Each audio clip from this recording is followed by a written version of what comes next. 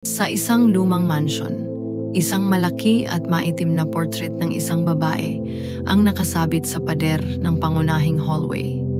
Ang mga mata nito ay parang sumusunod sa bawat hakbang ng sino mang pumasok sa kwarto, na nagdudulot ng kabog sa dibdib ng mga bisita. Ang mansion ay tahimik at puno ng alikabok. Ang bawat sulok ay tila may itinatagong lihim.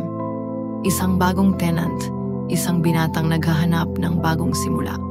Ang lumipat sa bahay na naiintriga sa misteryoso nitong kaakit-akit. Sa simula, parang wala namang kakaiba. Ngunit sa paglipas ng mga araw, nagsimula niyang mapansin ang mga kakaibang pangyayari. Habang siya ay dumadaan sa hallway, palagi niyang nararamdaman na parang may mga mata na nakatingin sa kanya, hindi siya mapakali. Ang portrait ng babae na dati ay mukhang walang buhay ay unti-unting nagbabago.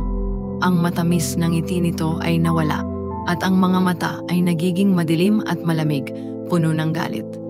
Habang tumatagal, ang galit ng mukha ng babae ay lalo pang lumalala hanggang sa tila umaabot na sa punto ng pagpapakita ng puot na kayang magdulot ng takot sa kahit sino.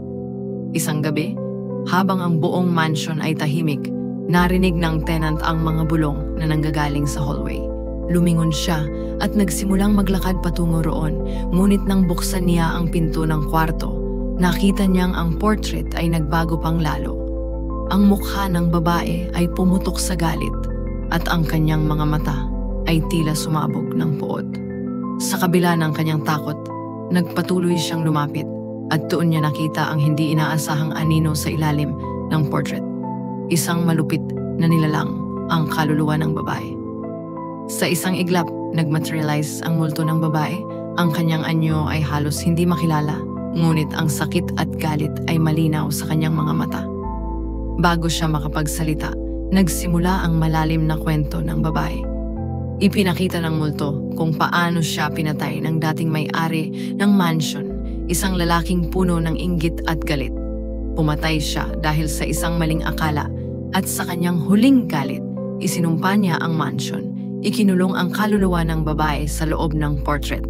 Ayon sa multo, ang mansion ay naging isang buhay na nilalang, pinapalakas ng galit at kalungkutan ng kanyang espiritu. Mula noon, walang nakaligtas sa sumpang iyon. Nais ng multo na makamtan ang kanyang kapatawaran, ngunit tanging ang sinumang magtangkang palayain siya sa kanyang pagkakabihag ay maaaring magbuwag sa sumpa. Ang tenant ay nagsimulang mag-imbestiga, binuklat ang mga lihim ng mansion at ang nakaraan ng dating may-ari. Napag-alaman niyang ang paraan lamang upang sirain ang sumpa ay ang pagharap sa espiritu ng dating may-ari, na patuloy na nagbabantay sa mansion at sa portrait ng babae. Habang ang oras ay tumatakbo at ang mga pangit na pangitain ay dumadating sa kanyang isipan, napagtanto ng tenant na ang masamang espiritu ng dating may-ari ay may kinalaman sa bawat pangyayari sa mansion. Ngunit para matuldukan ang sumpa, kailangan niyang maghanap ng lakas ng loob upang harapin ang multo. Kahit na ang panganib na matrap na rin siya sa portrait ay mas malaki kaysa sa akala niya. Ang tanong ay hanggang saan niya kayang lumaban bago tuluyang madala ng kasaysayan ng mansion ang kanyang buhay.